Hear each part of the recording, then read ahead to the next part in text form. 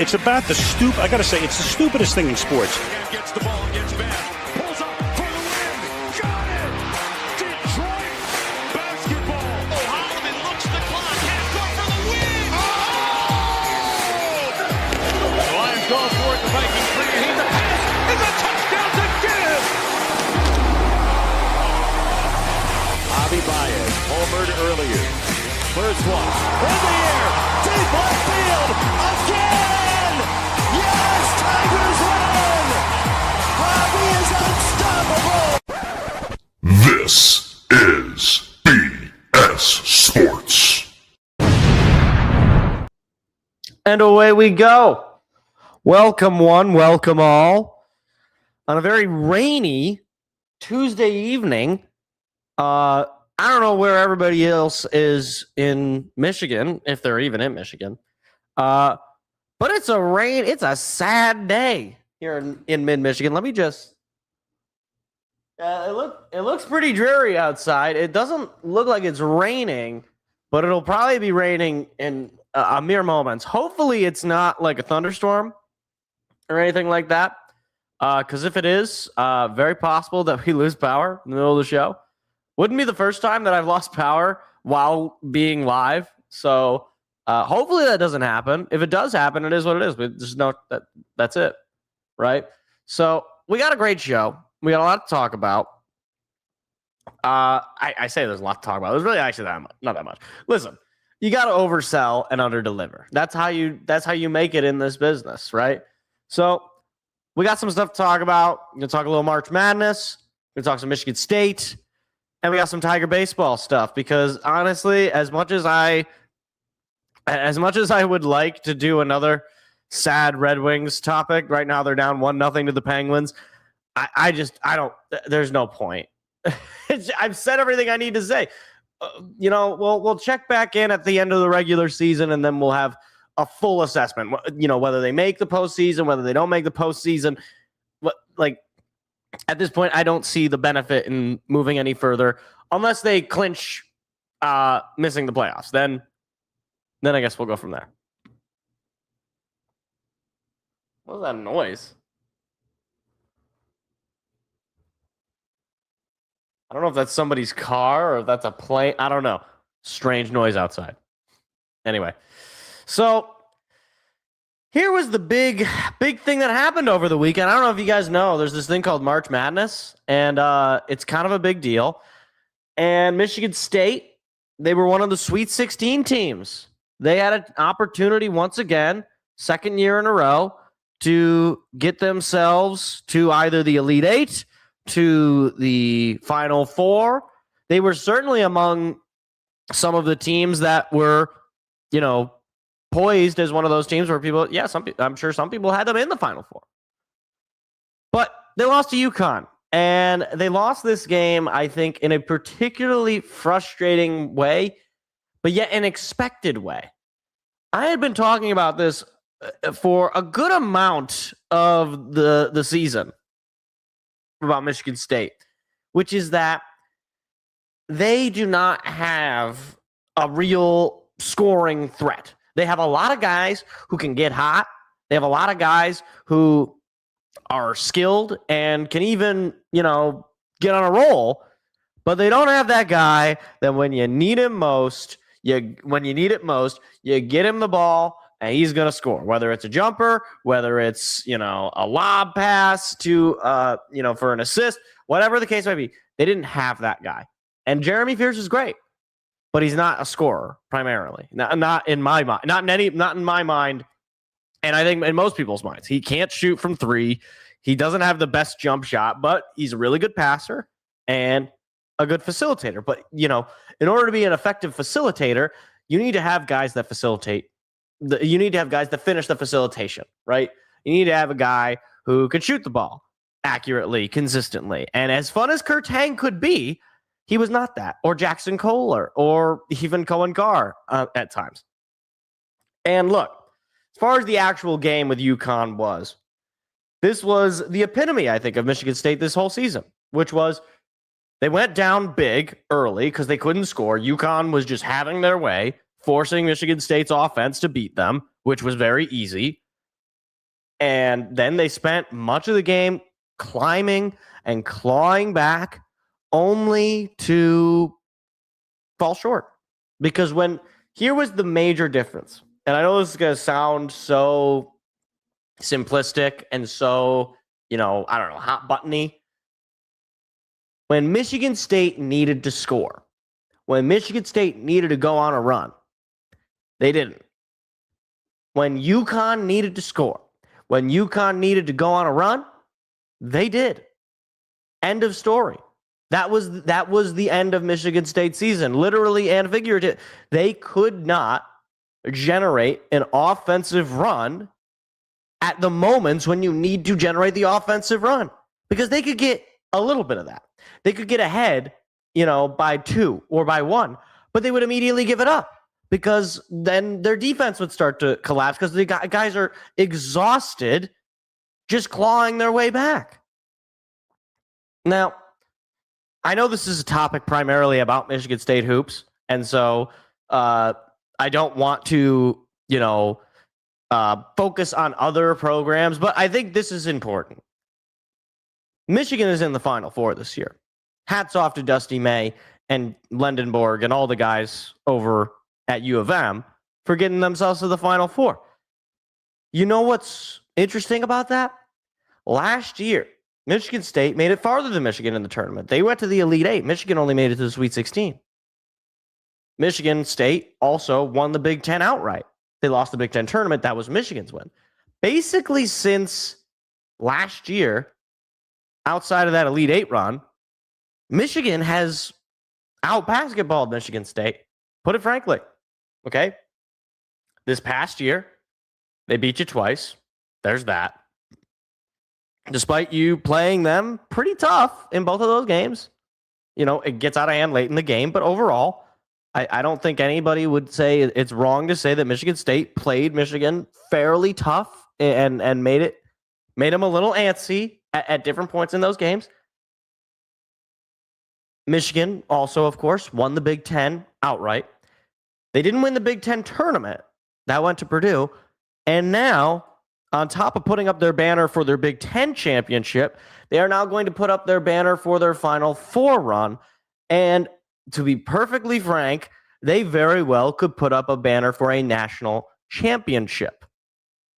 They are that good.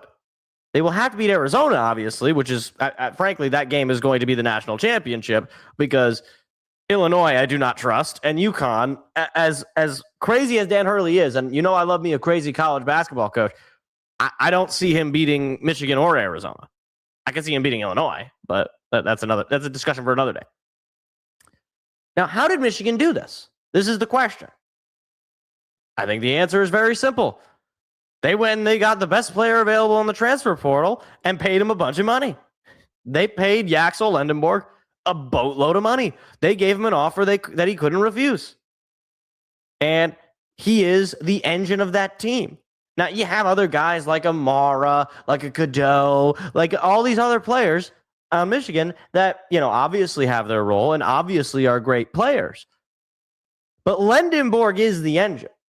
Now, Michigan's best player is Lendenborg, a guy who is probably going to go in the first round in the NBA draft, if not this year, certainly next year. The best player Michigan State has is Jeremy Fears.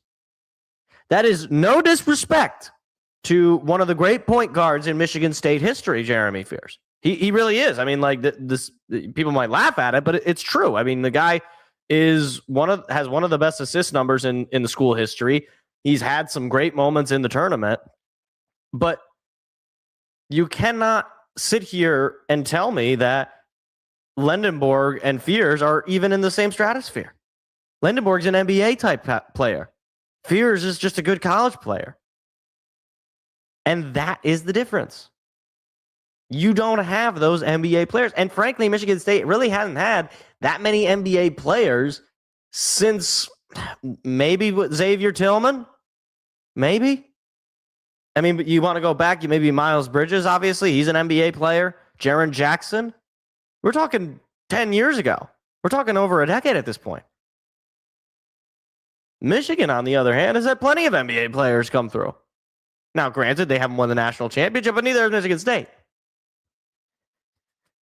So look, the reality is that you're going to need to use the transfer portal because as good as Michigan State's recruiting, especially this upcoming recruiting class, it has been, you see with Michigan, they went from exit in the Sweet 16, losing to Michigan State twice, to completely flipping their program to a national championship level contender.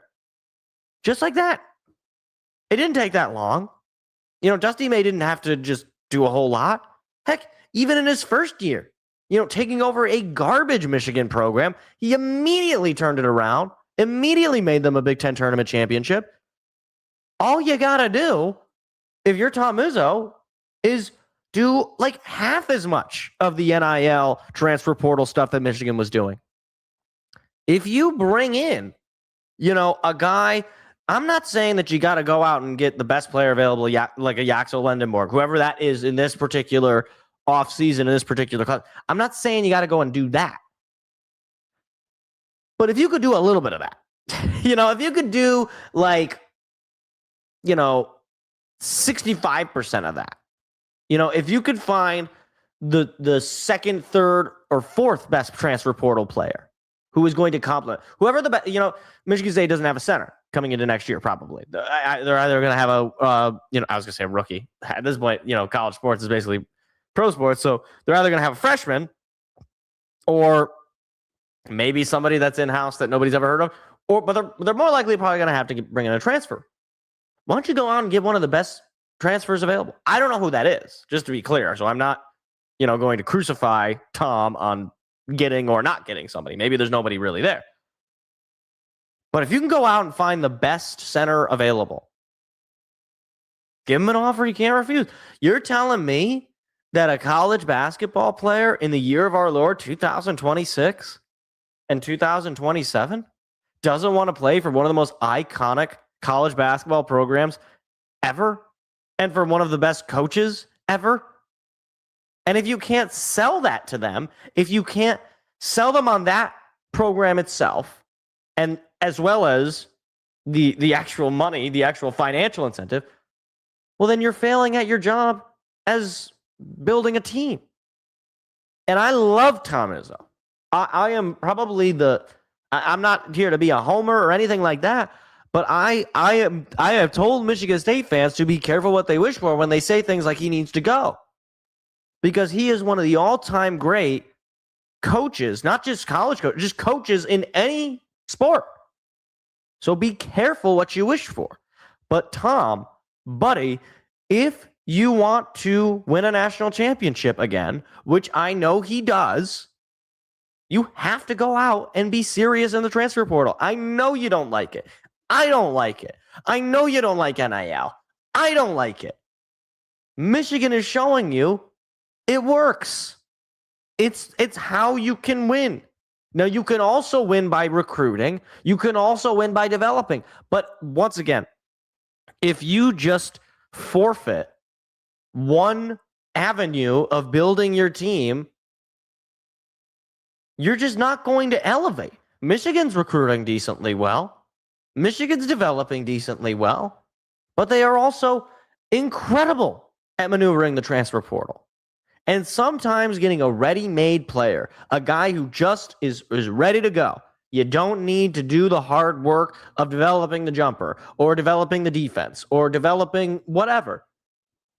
Sometimes it's just the right move to go out and say, you know what, this guy's ready to go. You insert him into our you know, lineup, and we're immediately a much better team. Sometimes that's just how it goes.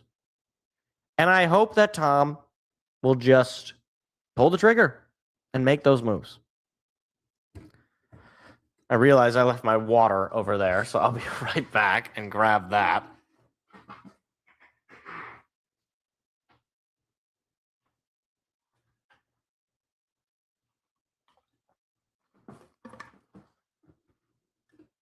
Still not quite raining just yet, though the sky looks just amazing.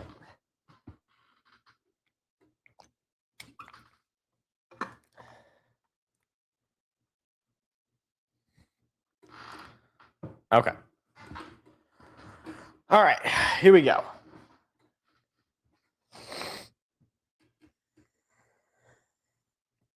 All right, so said last week Michigan State basketball currently has a number 3 recording class according to 247, 26 class, 3 4-stars, and a 5-star.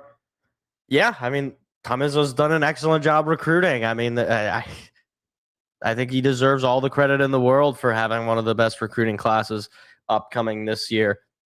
And that could seriously put a jolt in this team. I mean, especially if some of these guys are one-and-done type players, guys that are ready-made for the NBA. Absolutely, that could help you. As of right now, the only holes for next season will be center with Kohler and Cooper leaving. We can keep Fears, Carr, Devine, Ward, and Scott with those 4 elite guys. Should be good outside of center. I'd be pretty shocked if we do lose all of those guys, honestly. Like, I think Fears is here to stay. I really think Carr is here to stay. The only one that maybe you could see moving is Ugachukwu. Ward was another Tom Izzo recruit. I really don't see him leaving.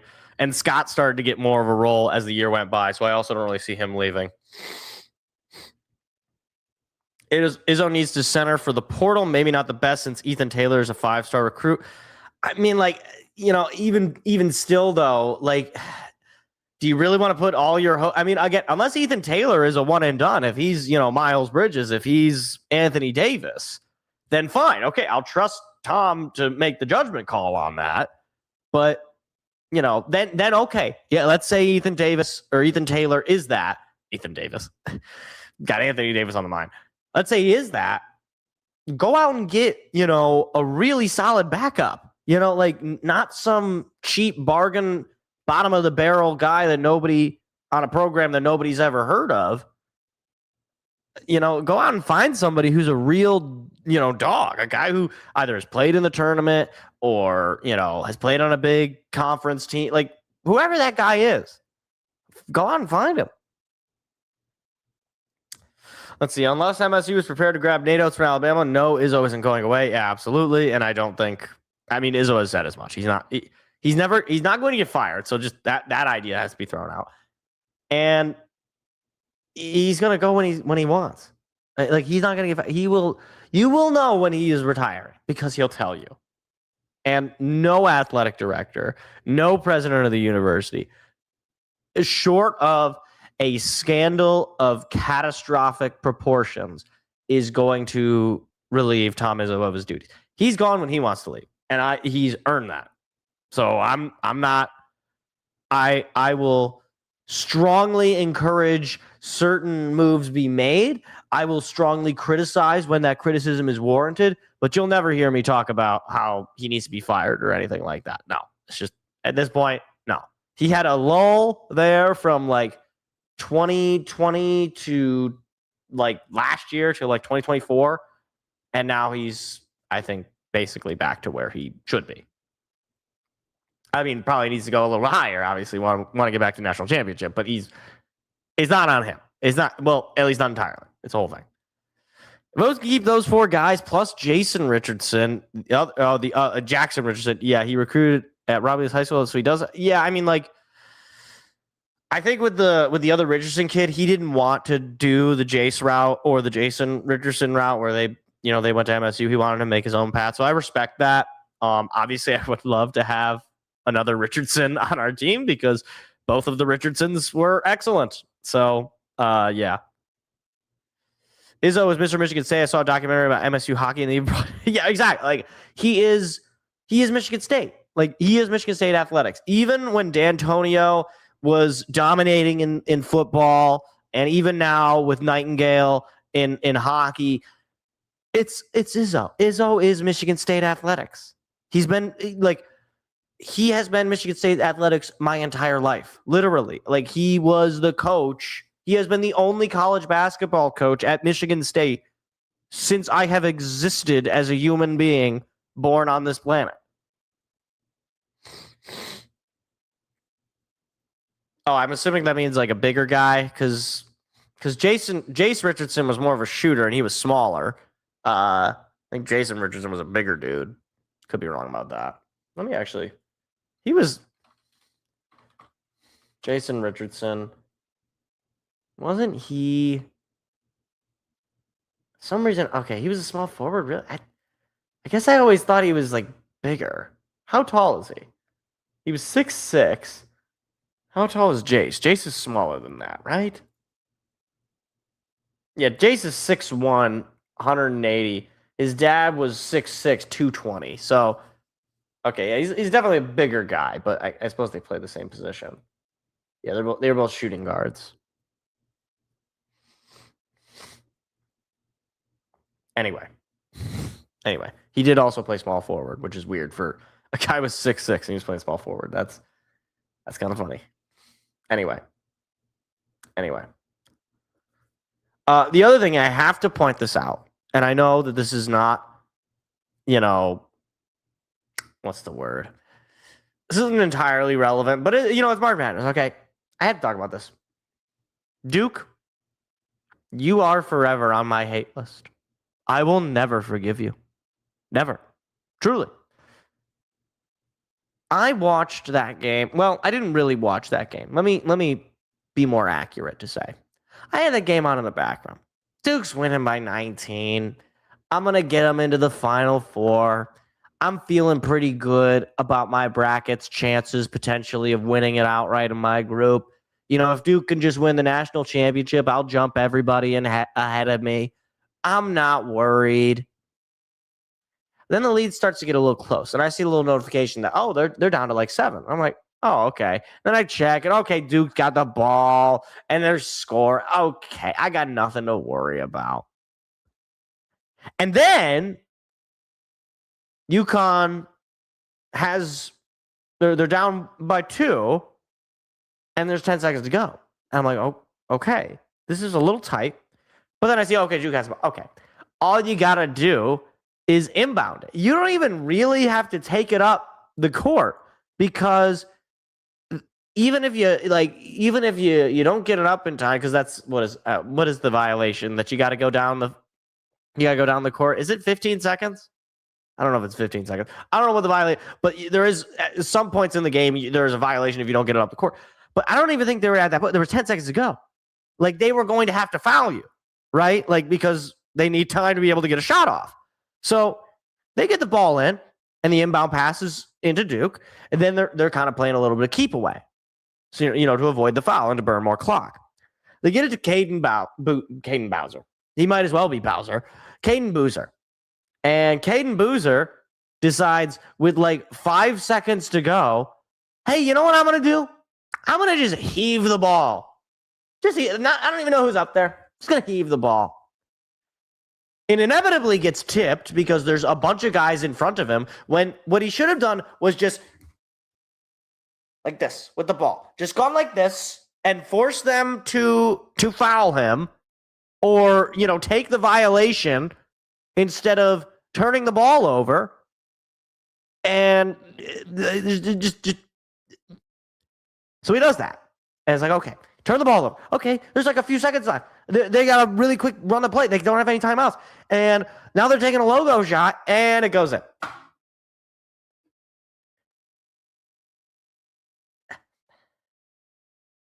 Oh, no.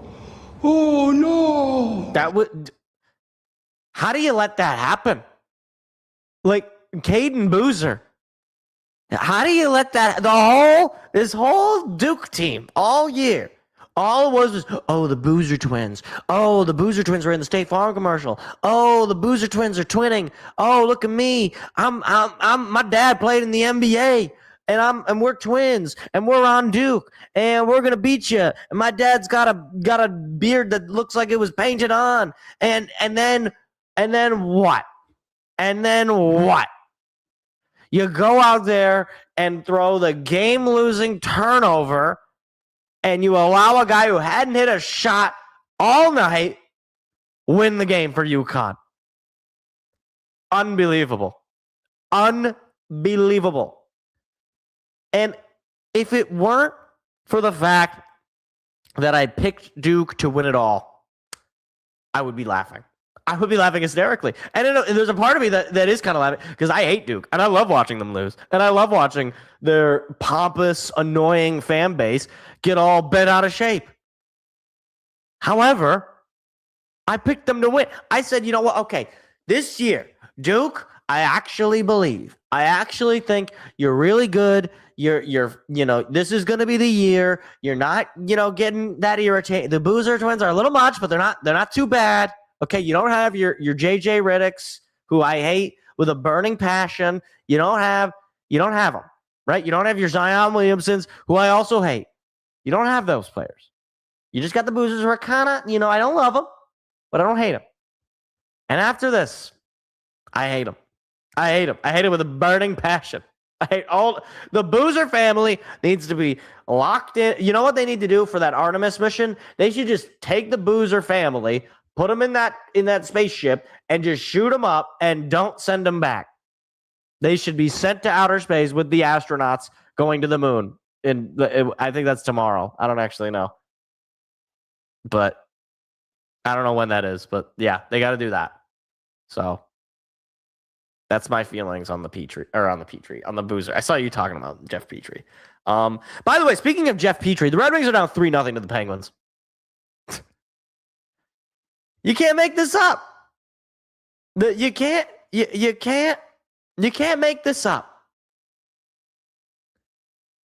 I don't.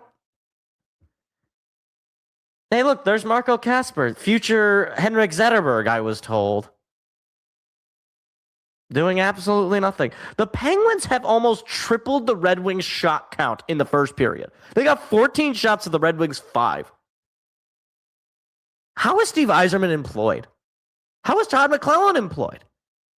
This whole team, this whole organization is such a freaking joke. This is ridiculous. Again, I know that a lot of people, like Detroit sports people, are very antsy about the way other organizations are being run in the city. I understand. They wanted Max Crosby. They wanted, insert big name. They wanted Michael Porter Jr. for the Pistons, the Tigers. They wanted Alex Bregman. Whatever. Understood. I can understand the thought behind all of those. But man, I'll take all of those other three teams, the way they run their organization, over what they're doing in Hockey Town. Not even close. Okay, what the Red Wing or what the Lions are doing, I know people they're not high on it. I'll take what the Lions are doing over what the Detroit Red Wings are doing. 100%. It's not even close, because at least you could say, with Detroit, with Detroit, that doesn't really help anyway. With the Lions, a few things could have gone right last year or whatever. They'd be in the playoffs. This year, I think they're probably going to be a playoff team. They feel like a bounce back team. What do you even get out of the Red Wings? What is it? What is the thing that drives you to watch? I at this point, I'm not okay. I'm obviously a fan. I want them to win. I want them to make the playoffs. But I get nothing. There's a part of me that's kind of like, I want to see them lose because I want to, they're collapsing again. I don't know.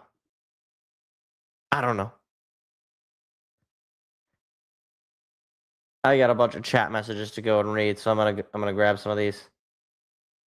I know you don't follow MSU hockey, but Trey Augustine finally signed an entry level. Oh, really? Trey Augustine's a real person? That's crazy. I say that, at least for the Red Wings, there hasn't been any good MSU alum on the wings since Justin Abdelkader. That doesn't inspire a lot of confidence. I'll just tell you that much. Jeff Petrie, yeah. Mason Appleton. I didn't know Mason Appleton went to Michigan State. What is it with this team and just bringing in people who went to either Michigan or Michigan State? I mean, okay, I understand. They both have good hockey teams. But my goodness, can we just find anybody? At this point, I want them to just, ban that school. No. Because you've done it too many times. There was one good Boozer and one bad Boozer. Unfortunately, the bad Boozer had the ball. Yeah, no, I know. What was Cam Boozer was the good one, right? Isn't that how that works? I think that's right. Let's see. If Jace didn't go pro, the MSU Duke game back in December would have been hyped as Boozer versus Richardson. Very true. Very true. Wholesale changes must be made. The captain isn't captain material. Many people are saying this. Pretty sure Jason Richardson faced off against Carlos Boozer in 2001. Almost certainly. I mean, maybe not, but possible. I mean, they certainly could have. They both played in the NBA, right? Like, they probably faced each other at some point. Chris Ilitch on team in general. See, okay. I mean, I'm not some Chris Ilitch apologist, but like the way the Tigers are run is night and day from the way the Red Wings are run. The Tigers, I believe, have a top 10 payroll in baseball. Now, granted, their hitting might still be bad. We'll get into them in just a few minutes. But you can't say he didn't spend money on the Tigers. You can be upset about the particulars of the signing, but he did spend money. We'll see about Tarek Skubal. That's a whole other thing. But did I cover did you, meaning me, so that's why I'm saying did I cover the fact the Lions are asking Frank to give his $3 million signing bonus back? $3 million. They could find that in one of the couches at Allen Park. Yeah, I didn't. I heard about this. I guess I don't really like. It's just like contract stuff. I'm annoyed when I hear this sort of stuff because I just don't think there's a winning side. Because look, on the one hand, the Lions might have a right to that money because of the early retirement and because of the terms of the contract, which I don't know. On the other hand, Frank Ragnow is my dude. I love Frank Ragnow, and I don't want to like why are you nickel and diming him for money? Now, at the same time, if that $3 million can help us, spend in certain areas, okay, I guess. But I'd just prefer you restructure contracts you already have on the books than look for that sort of thing. But yeah, I mean, it's just there's just no winning with it. Is my thing. Like I think it's always it always is a bad look when a beloved player is asking. When the team is asking a beloved player for his money. So even if they have a right to it, even if it is like he knew it when he signed the deal, even if he's willingly giving it, right? Even if he's like, that's fine, I get it. Like, it doesn't look good. It just makes the team look kind of greedy. It makes the player feel used. It's bad. It's just bad. Tom Gore is showing interest in buying the Padres. Honestly, Tom, buy the Tigers. At least Skubal will stay. I mean, yeah, I wouldn't mind. What a weird turn of events that at the two most beloved owners in sports in the city are Tom Gores is probably number one right now, and Sheila Ford. So a Ford and Tom Gores are the top most loved owners in the city right now, which is crazy. Because I mean, I know people just don't like Chris Ilitch, and I don't know that. I think short of either the Red Wings or the Tigers winning a championship, people just aren't gonna like Chris Ilitch. He's just not his dad, and his dad, like in a certain way, his dad set him up for failure because his dad was just so beloved. He was so popular and all that.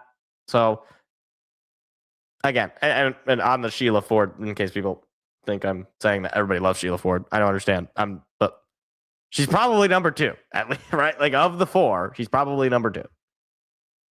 I said hockey is a salary cap league, but they basically wasted the cap with their terrible I assume you mean pro scouting or maybe poor scouting. Yeah, I mean, this is the thing. Like, this is why I don't blame Chris Ilitch for the Red Wings. I might blame him for the Tigers, but I can't blame him for the Red Wings. Like, they're spending to the cap.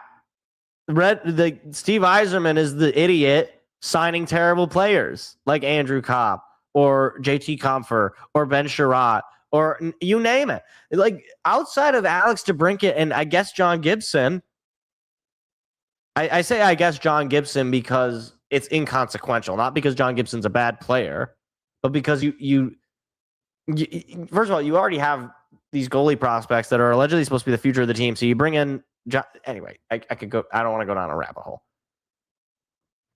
Troy GM says this weird ability to draft great players. Trayden Langdon can be ignored as he's only had one first in his two drafts, but the pro level moves suck.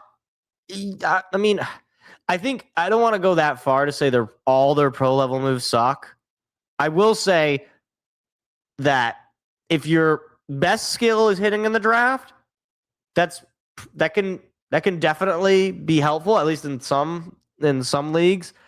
But yeah, I'll say this: they have the ability to draft great players and be underwhelming to people in their free agency, because I think like maybe it's just that we as fans we kind of fall in love with particular free agents, and so when we don't get those particular this is across the league. This isn't just a Scott Harris or Langdon or a Holmes or we find that player and we're like, this is the one I want. I want this one. I want to see on my cellular telephone that X player is signed by my team. And so when we don't get that, we're like, man, what the heck? Do they hate me? Like, are they stupid? And it's like, well, they might be stupid, but they could be. There could be a reason why they're not doing. I'm not gonna say that all their pro level. Steve Eisman's pro level moves suck. I'll say that. That one, like, he has yet to really find a signing that you're like, wow, that was such a sneaky good move. Like, okay, let's even just like let's bring it all in the aggregate, right? All aggregate, entire thing for all these teams. Like, Brad Holmes has signed some really good free agents in his time. David Montgomery comes to mind, Amik Robertson, Alex Anzalone. You know, these are some of the better signings. Like, that's just three guys off the top of my head that were really good free agents. That I think probably at the time, most people are like, who are these guys? These nobodies? And they turned out to be really good players for you. Now, I mean, maybe David Montgomery, you might say, wasn't a nobody, but the guy had never been a Pro Bowler. I mean, he wasn't some, he wasn't some world mover, right? And people were already like, should you really be paying a runway? Anyway, and then you go Trajan Langdon. Okay, Duncan Robinson. I'd say most people say that's a great move. Malik Beasley, same deal. Nobody was like, oh my gosh, Malik Beasley, they're actually being said. Like, they turned out to be really good. And Scott Harris, I mean, love him or hate him, Zach McKinstry was a really solid pickup. He's still on the team today. And I've made fun of Zach McKinstry, but I actually do like Zach McKinstry. And that was a solid move. That was not a, mind-blowing, you didn't get the kind of boom on a Zach McKinstry that you did with Framber Valdez or Justin Verlander. But, those kind of moves are important too. Steve Eisman has done literally none of that. The only good moves, as far as free agency goes for him, were those boom moves. Were the Alex DeBrincats, were the John Gibson. Those were the only moves that really worked out. And every other ancillary move, which is really the bread and butter, it's really where you succeed or don't succeed. Here's the thing. Any dumb organization can say it's good to go get best player available. What you really need to do to succeed is find the player that other organizations don't value and then value them for your organization so that you can succeed. This isn't news. This isn't like hard-hitting stuff. I'm telling you, this is where sometimes fans get too overzealous, where they're like, why isn't my team doing this? Why isn't it? Because these smaller level moves, these are the difference. It's not entirely the big moves. People remember the big moves, but they don't remember the little things. Because normally when you're looking at other teams, you don't notice the little moves. You only notice, Seattle had Sam Darnold or Cooper Kupp or whatever. You don't notice that they did all these other things that nobody talks about, including me. Anyway.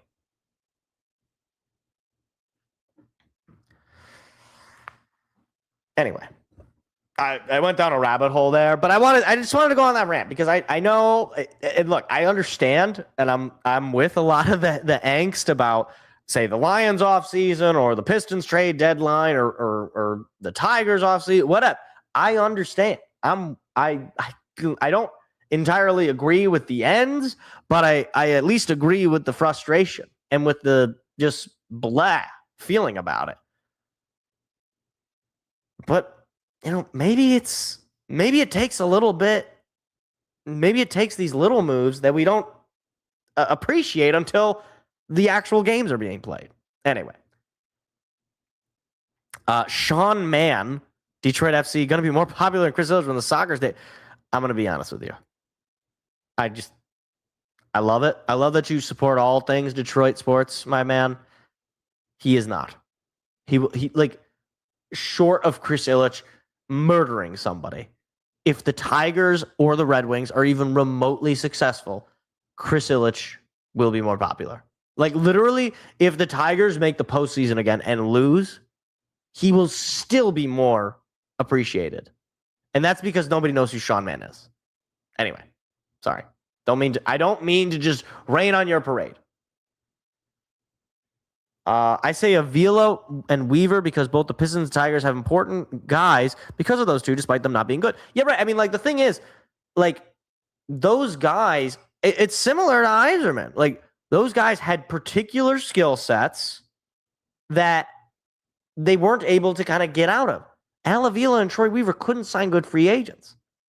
Whatever you want to say about the other GMs outside of Steve Yzerman, they have a track record for signing pretty good free agents.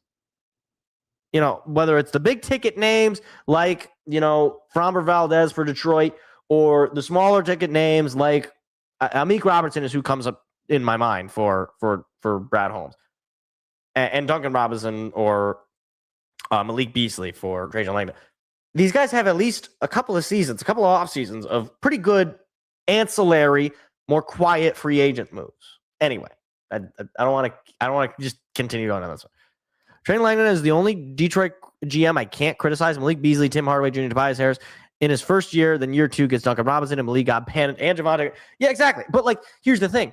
At the time, nobody was talking about how good of a move a Javante Green was, or even Duncan Robinson. People made fun of the Duncan Robinson move. People thought, oh, this is stupid. Do they seriously think Duncan Robinson is their solution to have?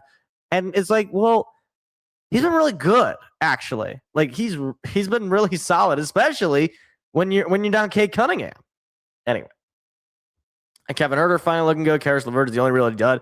And the reality is, this is sports. You're going to have duds. There's no such thing as a GM that doesn't have a dud. I mean, I just think of Kansas City. They brought in Hollywood Brown. That was a dud. Trying to think of some other. The Eagles. They signed Zadarius Smith. That was a dud.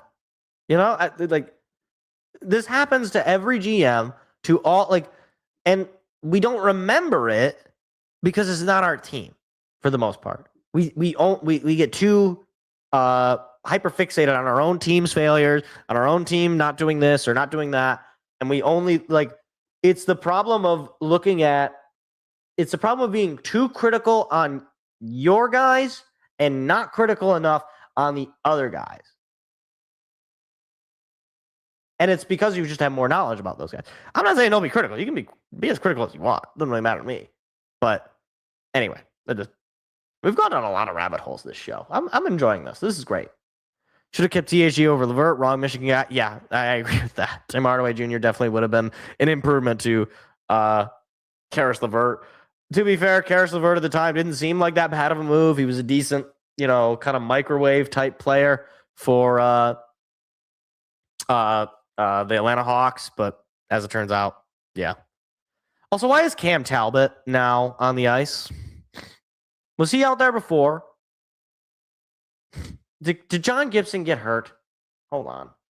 Now I'm looking this up. Did John Gibson get hurt?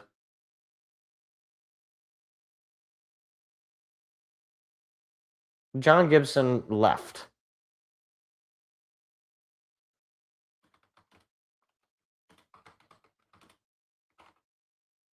What is this? Can I get live updates? Hold on.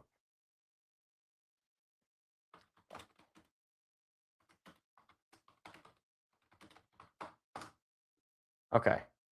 That's not what I'm looking for. Here we go. Live coverage on ESPN. Did he get hurt? John Gibson gave up 3 goals. Maybe they just took him out because he gave up 3 goals in the period. Let me see. Oh, by the way, Michael Rasmussen was out. Another great signing by Steve Yzerman, speaking of. I'm trying to see. Can I get play-by-play? Okay, I'm not seeing...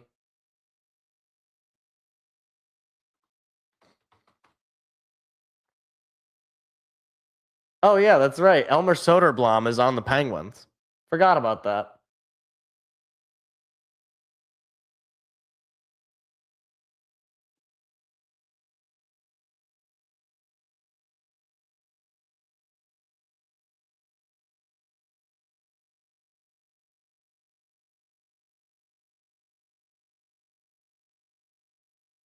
Yeah, I'm not seeing anything about injury, but John Gibbs is not in the game anymore.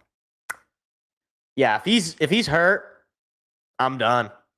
I'm done. I'm checking out. Not that I wasn't already checked out, but I'm like super duper checked out. Kevin Herter's starting to find his groove. Starting to find that. Hold on, starting to find his groove. So I'm actually starting to like that trade. Now let's talk about Ivy. Look, Ivy proclaimed his beliefs. I mean, I wasn't surprised. I'm assuming that's what you're talking about. Because Ivy was just, I believe, cut by the Bulls. Now, here's the thing. There's kind of 2 sides to this. Like, on the one hand, Jaden Ivey was not a very good player, and he couldn't stay healthy. And when he was healthy, he just didn't have it. On the other hand, they basically cut him because he wasn't on the Pride Parade stuff, I guess. Basically, that's just what it is. Like, it was. Now they have a certain level of an excuse, right? Like, oh well, he's not that good and he's hurt, but basically if he would have just not said anything, he would have been on the team. So that's it. John Gibbs, the only player who can't get hurt. Yeah. Call up Kosa already. Season is toast, and Trey Augustine could hold down the fort. They're not going to do it because I think Steve Yzerman hates Sebastian Kosa. I mean, like, if any time was a time to bring him up, it would have been now. Because you can't just ride on John Gibson the whole way. And you know that Talbot stinks. There's another great acquisition by Steve Yzerman, by the way. You have to bring it. Like, this guy, Sebastian Kosa, is like more mythical than like Ennis Rakestraw. Like this guy who allegedly plays a position on your team. Where is he? He showed up one time last year and then disappeared. He just gone. Like an angel's kiss. Shout out Jontron. All right. Now, speaking of prospects, though, I want to briefly talk about the Tigers. Now, obviously, okay, we're 3 games or 4 games in at this point. Any, and I mean any, long-term judgments, pro or negative, are incredibly early. Incredibly, to the point where you basically just need to turn them off. Like, it's fine to have fun. It's fine to imagine. It's fine to just say that you like a player. That's fine. But let's not coronate anybody. Now, with all of that said, Kevin McGonigle may be the solution to the Tigers' offensive woes. I understand what I just said. Might sound like I'm contradicting all of that, but okay. In his very limited time up here at the major leagues, he's batting .357. He's got an almost 1,000 OPS. And he has been in multiple big spots, and he has delivered. Now, it all started on opening day. against San Diego.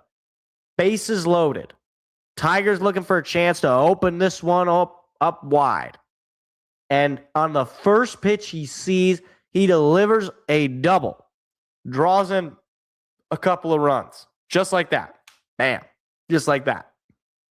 Then, when you thought it couldn't get any more impressive, he gets 3 more hits. Almost got a home run. So he goes 4 for 5, I believe. I think that was correct. He has one of the best debut games that I've ever seen from a Tiger hitter. Maybe outside of like Akil Baddoo, which was obviously Fugazi. But this guy is one of the top prospects in all of baseball and very well could win the American League Rookie of the Year because of just how highly touted he has been. Then game 2 happened. Tigers offense goes cold. They're down I think it was 2-0, maybe 1-0. I don't remember what it is. They're down fairly late in that game. Doesn't look like anything's going to go their way. And then the savior, Kevin McGonigle, comes up. Need to have it. Have to have it. Top of the 8th inning, I believe. And he delivers the game-winning runs in a 10-pitch battle. Hey, man, you know what? You spelt it wrong, but it's fine. AL MVP loading? Like, okay, here's the thing. Let me just... Here's something that can maybe put this into perspective, okay? This guy made the majors before hitting AAA. He didn't play a single game in Toledo. Hopefully he never does. Riley Green played in Toledo. Spencer Torkelson played in Toledo. Kerry Carpenter played in Toledo. Colt Keith played in Toledo. The organization is telling you something. They're telling you, no. This guy is good enough. He didn't need any time to develop in AAA. He's ready to go. Now, does that mean that he is, the greatest, that he's, Derek Jeter, that he's Ty Cobb? No. What it does mean is at the very least, they think this guy is a huge asset to have right now. Not a huge asset to have in the future, like, say, a Max Clark or Anderson. I think it's Max Anderson. It's 2 Maxes. Weird. This guy is ready to go right now. And you got to give Scott Harris credit because this was not a, top 10 pick. Kevin McGonigle, I believe, he was picked 37. Okay, he was not, some, top tier pick that was so obvious. It wasn't like crazy high. It wasn't, it wasn't Kerry Carpenter or Tarek Skubal, but it was, outside of the first draft. Like, this guy is not in the same, like, calling this guy up is not the same as when, like, Kerry Carpenter got called up. Maybe you could say it was similar to the hype that Torkelson or Green had when they got called up. But again, those guys were in AAA. Those guys were in Toledo. This guy is 21 years old. He's the youngest player in Major League Baseball, and he's already had a couple of marquee moments on the road against a pretty solid Padres team. Like, not a team that I believe made the playoffs last year, if memory serves, with plenty of superstar players on that roster.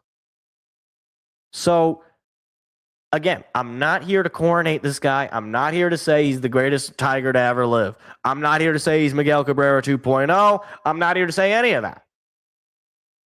But I'll say this. The organization is pretty high on this guy. They wouldn't have brought him up immediately from Double-A last year to spring training to major leagues right now if they didn't believe that this guy was a legit asset to make your team better. And of course, the question becomes, is this the move that elevates the offense? Is this the kind of big name bat that people like me, idiots like me, wanted them to go out and get. Now, is that a lot of pressure to put on a 21-year-old kid? Sure.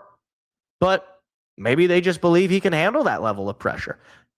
And, not to belabor the point, the Tigers are not they had an awful collapse last year, okay? And I was there to document it. And I was as critical on them as anybody. But their offense throughout most of the year was pretty good. There's a reason they had 6 All-Stars. Because their offense was, it was good. But it wasn't sustainable, seemingly. Everything that could have went wrong in that collapse went wrong. I would love to see, another bat as a trade, or maybe even bringing up another however you bring in new offense, that's fine. But this guy could really change the offensive dynamic. Tonight he's batting second. This guy's 21 years old and he's batting second in your baseball team. He can really change the dynamic. And he has brought a jolt of excitement to Tiger baseball offensively. The pitching was already going to be exciting. But now the hitting can be exciting. And I'm here for it. I'm loving it. So I don't know when we're going to get this guy a nickname. I'm trying to get the professor going. People aren't liking it. My dad didn't like it. He didn't like that I was referring to Kevin McGonigle as the female Harry Potter character. But come on, Professor McGonigle. Come on, the professor. Anyway, no? Okay, fine. Come up with a better nickname if you don't like the professor. I like the professor.